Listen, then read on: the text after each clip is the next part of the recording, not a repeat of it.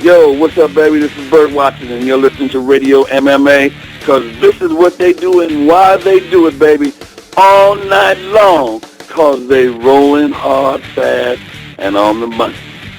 Okay, guys, welcome back to the show. Let's bring in Eddie. How's it going, man? It's good, man. Hey, real quick, too, if I got to hang up on you, it's because I'm at work right now. So it's not that I don't want to not that I don't want to talk to you. It's just that I caught a call and I got to scoot. No problem. Other than that, I'm doing good, man. I feel good, feel great. I'm ready to rock and roll. Okay, man, just talk about Bryan Caraway as an opponent. He's a tough dude. Very good on the ground. I know he doesn't want to stand with me. I know he's already made comments that he hopes I stand in front of him and try to knock him out. Well, I'm not a dummy. I know that's exactly what he wants me to do because he wants to try and take me down. A, I don't stand in front of anybody. And B, when I hit him, I am going to knock him out. Right. So, his ground game, I'm not afraid of his ground game, but, I'd rather stay where I'm comfortable, and not that I'm not comfortable on the ground, but I feel that my chances are on the feet, his chances are on the ground. Been fighting in mixed martial arts for a very long time. Just recently turned 31. That's still pretty young, but you've had some years in the cage. Do you still have passion for the sport, and have you ever considered retirement?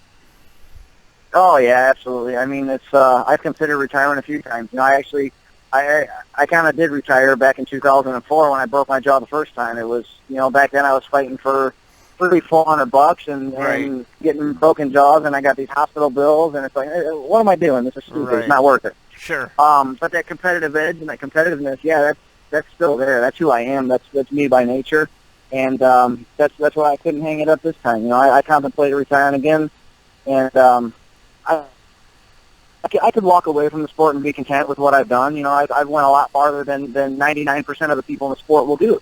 Sure. But that competitive side of me, the wanting to compete, the wanting to fight, it's still there. Like you said, I'm 31. I'd like to give it another good 4 years. I've got a son now, so I would assume by the time he's 4 or 5 years old, he'll want to start doing something, whether it be wrestling, whether it be whatever it might be. I'm gonna let the kid choose for himself. But at that point in time, I can probably be safe to say that I'll be ready to hang my gloves up and start focusing on what he wants to do. If you weren't an MMA fighter, what would you be doing today?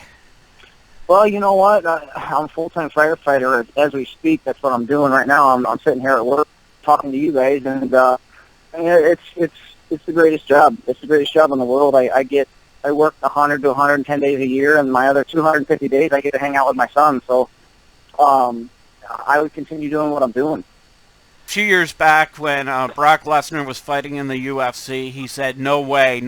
He wasn't going to let Steve Mazzagatti ref any of his fights. Is there a ref out there that scares you to ref one of your fights?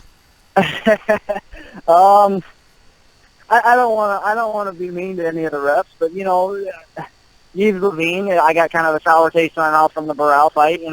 Sure. That's a fight that everybody says it was a good stoppage.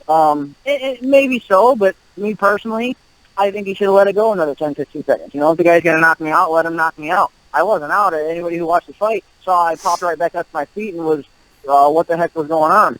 I didn't know why they stopped the fight. It was, not that I was incoherent, because I was clearly there. Another 10, 15 seconds, either I would have gotten up or he would have put me out.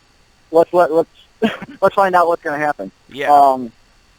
That being said, I believe it was Mazzagatti who refed my fight with Chase Beebe, and I took some damage in that fight, and he let it keep going. So, I guess it just depends on what side of the bed they wake up on that day. I think they've all got their day, and I think it's just ref's discretion, and in the heat of the moment, they see what they see, and it's like you got to make a split decision right then and there. And sometimes it's good, sometimes it's bad, sometimes people agree with it, sometimes people don't. You can't make everybody happy, and you got to do what you feel is right. Saturday night, we will be having a main event between Ren and Barao, who you've been in the cage with, against TJ Dillashaw. How'd you see this fight going? I want to say TJ's going to win again. I think his speed and his movement is too much for Barao to deal with. I think Barao, I think it's going to be a hell of a fight. it's hard to say. You know, there's been some issues with Barao making weight, and with there's just been some issues in and out of that camp, and it just depends on how ready he is. Because I mean, those guys at Team Alpha Male, they're always ready. So it's going to be a good fight, man. I'm looking forward to watching it. A few weeks ago in the Bellator cage, we had Ken Shamrock versus Kimbo Slice. Then last weekend, UFC 189, we had Conor in there. Some people were bitching about the Conor fight, but more or less it was just the Kimbo Shamrock fight where people were calling the fix was in. Do you think in 2015 anyone's fixing a fight? I'm not. I have no idea. I don't know the ins and outs. Nobody's ever approached me to fix a fight. If they did approach me to fix a fight, I mean, I obviously I'm not going to do it. Sure. So I don't know. I have no idea. I don't want to. I'm not pointing fingers. I'm not saying anything about it. I don't want to get roped into that whole mess. Right. But you never know. There's people have motives, and people have their price, and I'm sure anybody could be bought. Whether it's happening or not is a good question. I have no idea. Okay, man, I don't know how much these referees are making, but wouldn't it be easier for them just to fix a fight compared to a fighter doing it? I mean, yeah, they could, early stoppages, this and that. I mean, they could. Whether or not they would, I have no idea. Like I said, every person is different. Everybody's a different animal, Sure. And everybody has their different motives, and I'm sure everybody has their price, and if you pay them the right price, I'm sure they'll probably do whatever you want. I mean, you look at the mobs and the mafia, and you pay a guy off, and you get just about anything done. The Reebok deal came into effect a few weeks back. What's your opinion on it? At first it was kind of like, oh, this is bullshit. Nobody really knew anything about it. Me personally, I'm not going to lose a whole lot of money on it. I'm not a huge sponsor draw.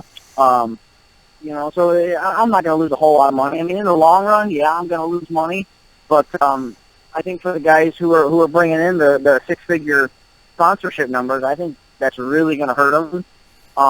You go from making, say, $70,000-$80,000 in sponsors to making $10,000. I mean, I don't know who's who, but $60,000 to me is a whole lot of money.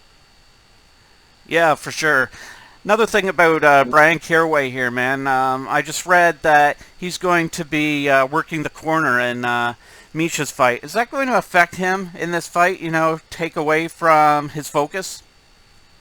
No, I don't think so. I think he's been doing it a long time. I think he knows what's best for him, and he's there to support Misha.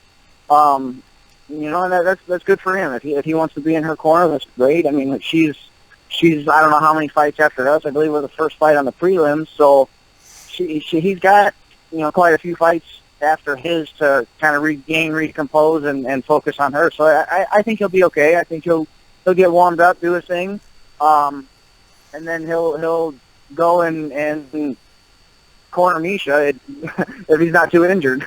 Right, nice. Give me a prediction on your fight. How will it finish?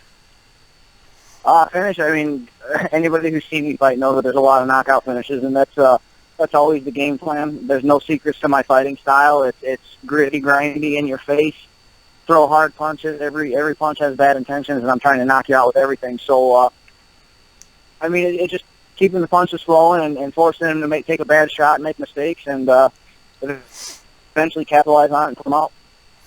Thanks for doing this. Would you like to throw out any of your social media? No, I mean, just my Twitter, my Instagram. They're all just my name, Eddie Wineland. Okay, good stuff. And, yeah, absolutely. I appreciate it.